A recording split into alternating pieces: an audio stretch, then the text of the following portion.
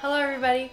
Thank you so much for joining me on this video. Today, like all my other Monday videos, are going to be a little different. Covers will still happen every Thursday. Monday videos are just going to be extra little things that I do here or there. So today, for instance, is going to be a recording Q&A, which I'm very excited to do because I've gotten a lot of questions from you guys. I thought I'd go ahead and make a video about it so anybody who wants to know these things can just look them up and hopefully it helps. I wrote down the questions that you guys had here on this notepad, so I'll get through all of them, and if you have any other questions at the end, you can feel free to comment below or contact me on social media or anything like that, and I'd be happy to help you however I can.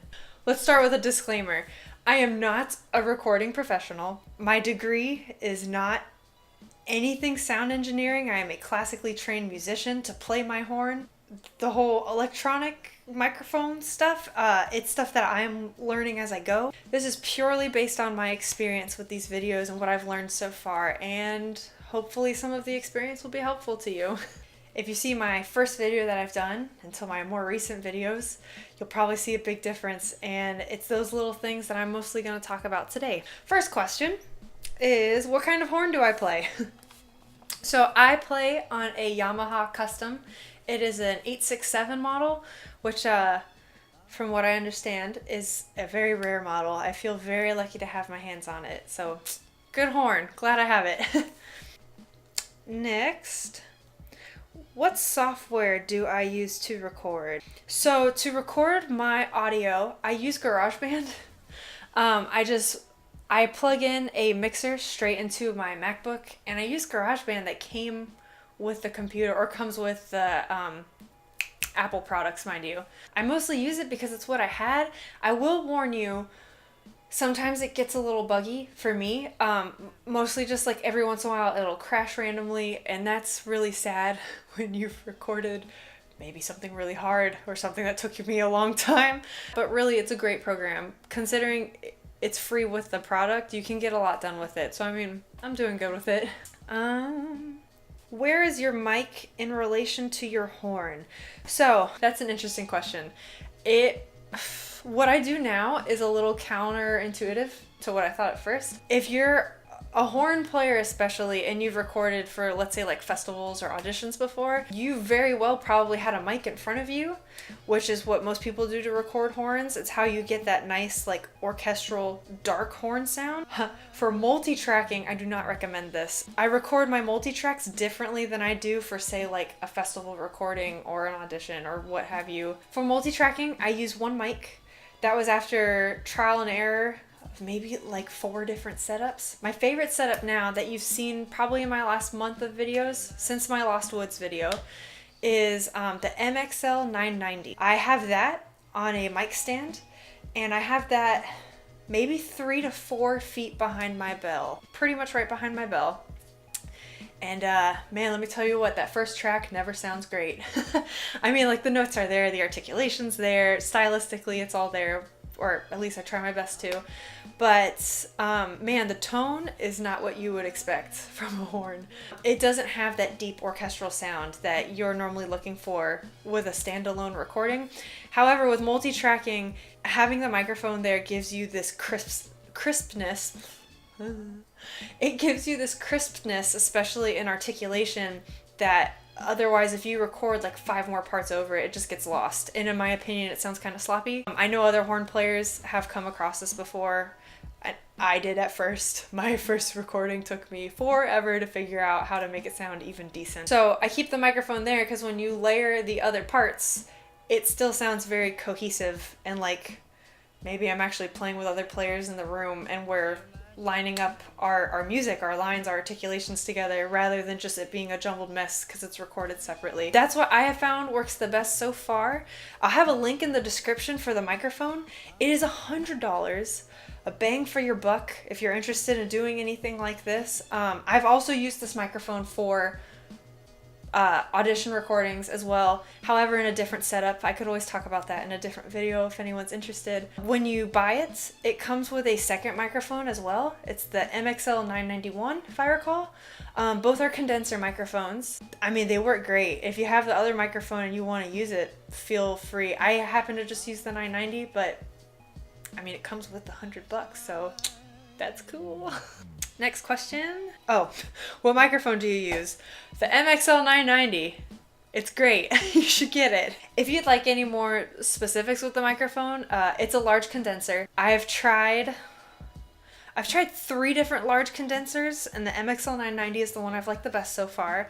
I've also tried a ribbon mic by MXL as well. Ribbon mics are also commonly recommended for, at least for horn. I shouldn't say for all brass instruments. I don't know. Again, I'm not a professional with this. I have heard that ribbon mics are also recommended for a ribbon mic to be about 6 feet in front of a horn player. Again, I did not like that sound as much. The MXL 990 so far has been my favorite. Do you use any special recording equipment?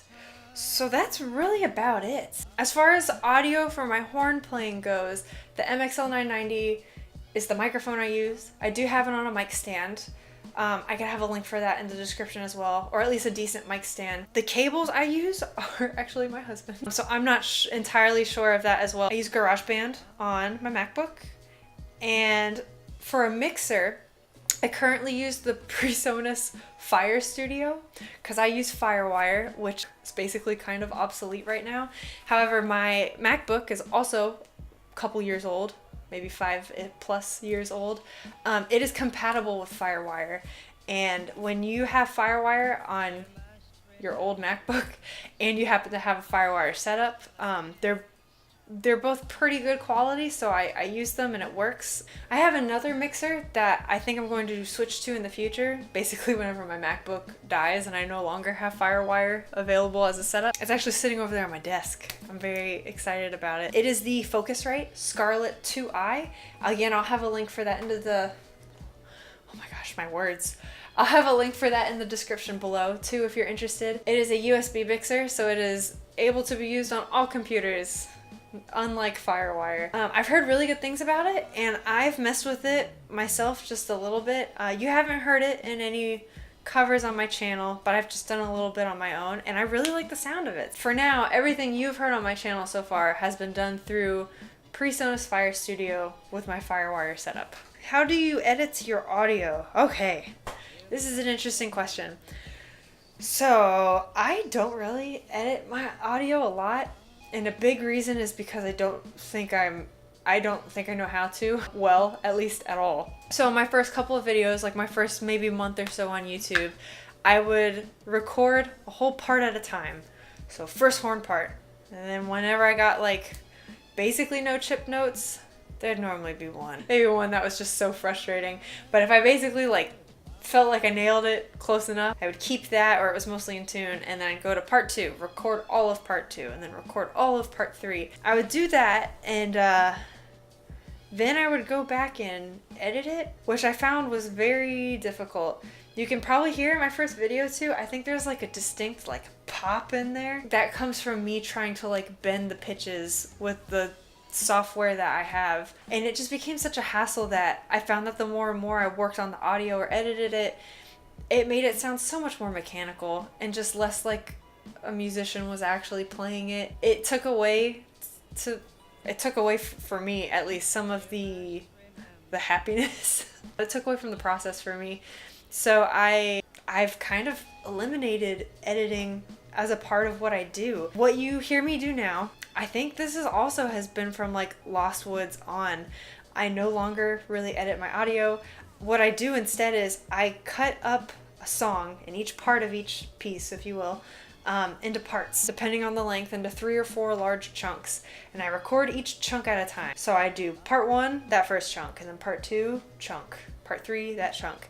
And I typically do that over and over again until I don't miss notes and they're in tune, all with each other. I do that with each chunk until the song is done, and then I just put it with the video, and then it's good to go on YouTube. I maybe do a little bit of EQ work. Having said all this, I think it might only be because of my limited knowledge of how to properly use the software. I know there are people out there that do it for a living and they do it darned well. I'm just not one of those people. I basically do what I know how, and that's play my horn, and I just do it until I get it right, and then it's like, cool, stick it on a video, put it on YouTube.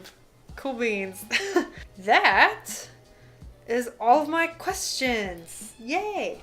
Cool. Let me know if you'd be interested in seeing a more in-depth video about any of this. If anybody would like to see like a demonstration or me actually take you through the process of how I set certain things up, I'd be happy to do that. Just let me know what you would like to see next. Also, if you like this video, please subscribe, leave a like, and I guess I'll see you in the next video. Thanks for watching. Bye.